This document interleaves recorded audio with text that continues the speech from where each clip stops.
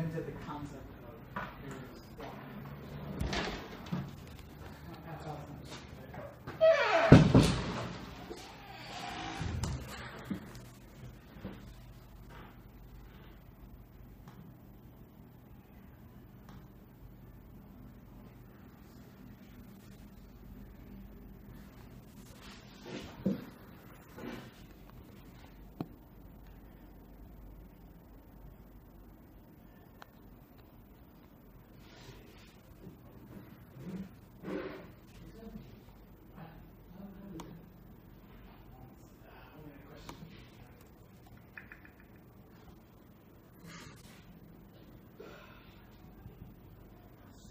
That's me.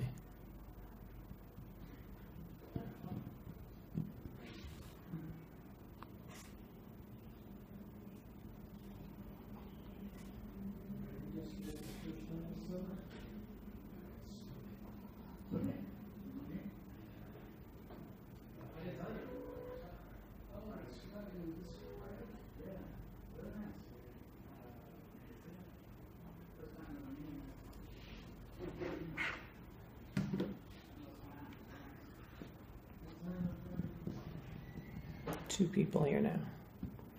We're getting going. Hello, everybody from Jerusalem. Let's see.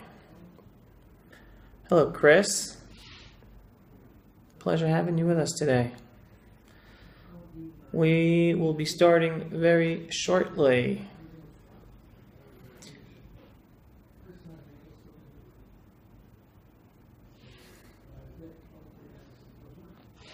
Gotta love technology today. Crazy stuff. All right. We're going to get going. Today's topic is what the Arabs don't want people to know about the West Bank. All right. First of all, I'm a huge believer in history and facts. And if anyone wants to go into the history books, go into maps, they will find out that before 1948, there's no land mass called the West Bank. It just doesn't exist. It's not the name of a country. It's not the name of a region. It's something that doesn't exist. It never existed. It's a modern invention, the West Bank. Okay? Now, where did the term come from, the West Bank? Right? It's not... It's a good question. If it is a modern invention, then where did it come from? Why? It's very simple. Think about it. What does the West Bank refer to? What does a bank refer to in a geographical context? The bank is a bank of a river, right? There are two banks to a river, two sides. It could be a east bank and a west bank. It could be a north bank and a south bank, but it's the bank of a river. It's just a way to explain a topographical area. That's it. The West Bank is therefore what? It's the West Bank of the Jordan River. You look at a map of the Middle East. You look at a map of Israel and Jordan today. The Jordan River is a borderline between Jordan and Israel. Jordan is the east bank of the Jordan River. Israel is the west bank of the Jordan River. All right? So let's get this settled. That is what the West Bank refers to. The west side of the Jordan River. So then the question comes up again. Why all of a sudden, only during the last half a century, did they start using the term West Bank? That beforehand, it never existed. It's not, again, not in the history books, not on maps, nothing. The term West Bank only came to exist after the 1948 period. And now we go into the modern history of Israel. 1948 war. In Israel, the Arab countries do not want a state of Israel to exist. They wage war to destroy Israel. Israel miraculously wins that war, but it does not win all of the territory in Israel. It wins territory up north, it wins territory down south, it wins a sliver of territory along the coast of the Mediterranean Ocean. Okay? Now, there is an area of Israel that Jordan conquers. Okay? Jordan already existed. All right? It was on the east bank of the Jordan River. As a result of the 1948 war, Jordan conquered an area also on the west bank of the Jordan River. Then for the next 19 years, between 1948 and 1967, Jordan was considered illegal occupiers of the west bank of the Jordan River. It's not a state, it's not a country, it's an area that is defined by its topographical context, the west bank of the Jordan River. And for 19 years, Jordan illegally occupied that area. Very simply. Again, why do I say illegally occupied? Because the international community did not accept their occupation. So it was an illegal occupation. Then comes 1967. 1967, the Arab countries again wage a war to destroy Israel. Multiple Arab countries launch this war to destroy Israel.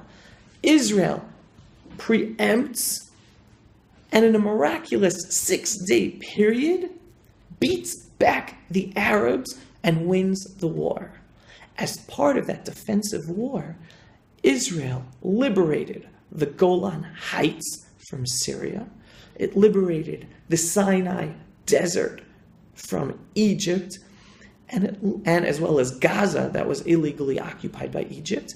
And it liberated Jerusalem and the area on the west bank of the Jordan River that Jordan was illegally occupying. Now again, as a result of the 1967 war that Israel won in defending itself from an onslaught of Arab countries to destroy Israel, Israel liberated the area that Jordan was illegally occupying, which was on the west bank of the Jordan River. Now, that area historically was called Judea and Samaria. That area has a name. Those areas have names. They go back to biblical times. They go back to the times of the Babylonians. They go back to the times of the Romans. Those names are in the books. Judea and Samaria. Those names are on maps. Judea and Samaria. The reason that the names Judea and Samaria disappeared is because after the Romans, after the Romans destroyed the Jewish nation state and destroyed the Second Temple, they then renamed the area Palestina to erase any connection between the Jewish people and their historic homeland. So for centuries, the area here was called Palestina because that was a Roman term. It doesn't have to do with anyone living here. Jews were still here, even though in small numbers, because they were expelled by the Romans.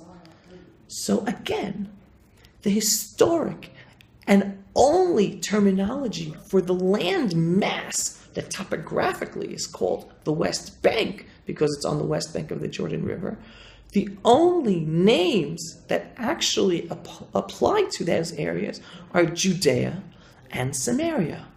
And why Judea? Because Judea is the land of the Jews, the Jewish homeland, the Jewish nation state. Judea, Jews. So the West Bank is only a term that was created and introduced to the world because of Jordan's illegal occupation on a little segment of land that happened to be on the west bank of the Jordan River. Because even if you look at a map back between 1948 and 1967. Or today you look at a map. Look at Jordan. Look at the border of Jordan and Israel. It's a long border. And then all of a sudden you have this little appendage of the Jordan River. So going back to the importance of terminology, we have to reintroduce to the world the correct terminology of what's going on here in the Middle East with Israel and the Arabs. And that correct terminology is Judea and Samaria. Those are the actual names of our areas. And only after more and more people use the terminology, the correct terminology, calling the areas Judea and Samaria, can we disconnect people from the incorrect narrative of a Palestinian people deserving a Palestinian state in the West Bank. There is no such thing as a Palestinian people, right? The term Palestina is Roman. No such thing as a Palestinian state. No such thing as a West Bank. The West Bank is just the name of a topography. So we have to more and more use the correct terminology of Judea and Samaria and point out to people that West Bank is not the term of a place. It's just a topographical explanation for an area that was illegally occupied for 19 years. Before those 19 years, the term West Bank never appeared in the lexicon or on maps. So if anything can be taken from this talk today, it's that language is important. Terminology is important. If we hear people talking about the West Bank, well, let's bring out the truth. Did you know that the terminology West Bank was not used before 1948? So what does West Bank really refer to? And point out, West Bank only refers to topography. But the only name on the history books for that land mass area is Judea and Samaria.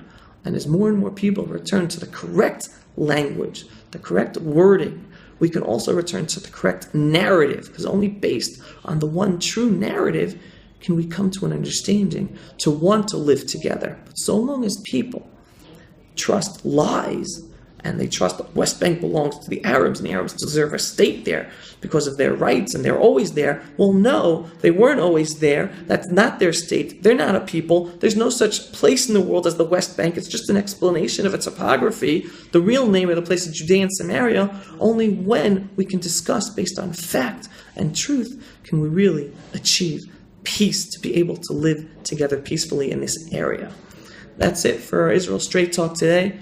Thanks so much for joining from Jerusalem. Any comments or questions, follow us on Meerkat to get the daily live streams. Send us your comments and questions on Twitter at AviAbelow. You can always catch more and more videos to be more educated and share with other people on IsraelVideoNetwork.com. And it's a pleasure having you guys here with me. Thanks for joining us. Shalom from Jerusalem.